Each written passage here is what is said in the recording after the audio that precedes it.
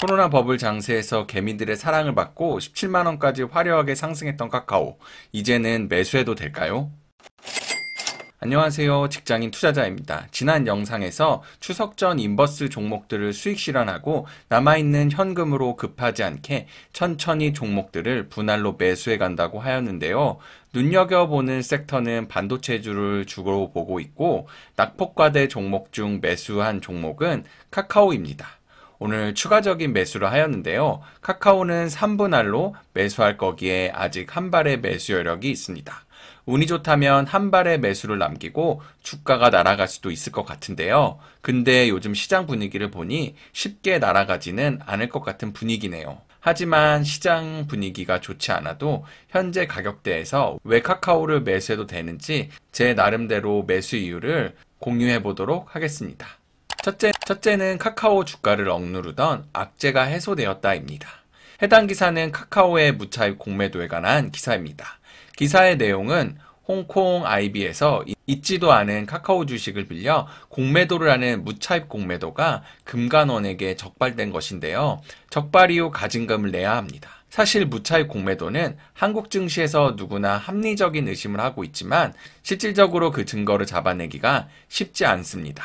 특히나 장밋빛 미래를 과도하게 땡겨와서 밸류 대비 너무나 가하게 상승한 종목, 에코프로와 카카오 같은 종목들은 공매도 세력의 주요 타겟이 되었는데요.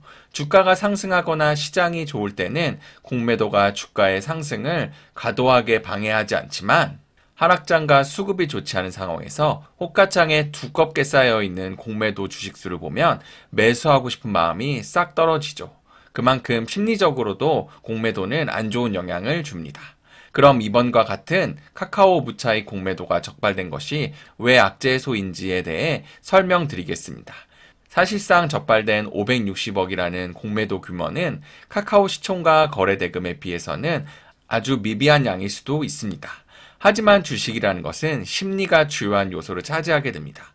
이번 적발과 가진금을 통해 다른 카카오 공매도 세력들은 어떤 생각을 하게 될까요? 그들이 무차익 공매도를 하든 안 하든 카카오 공매도를 상황하지 않고 계속 가지고 있다가 괜히 가지고 있던 공매도 물량들로 인해 금관원의 조사를 받거나 과징금의 불똥이 튀지 않을까라는 생각도 들 것이고 실질적으로 17만원에서 4만원 초반까지 주가가 하락하면서 공매도 세력들은 이미 수익을 많이 거두었기에 이참에 더 욕심 부리지 않고 공매도를 수익 실현, 즉 빌린 주식을 매수해야 합니다.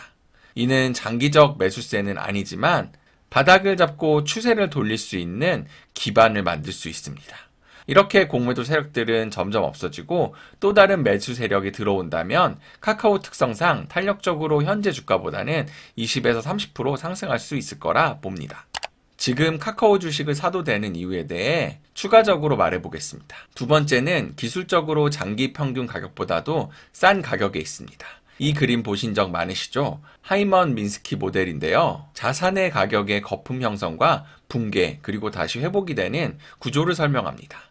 이 그림을 지표로 현재 카카오의 차트에 대입해보면 카카오는 코로나 고점 시절 메타버스, 비트코인, 거대 플랫폼 생태계에 장밋빛 미래를 그렸던 새로운 논리의 탄생 시기를 지나 공포와 포기 그리고 좌절의 상태를 지나고 있습니다.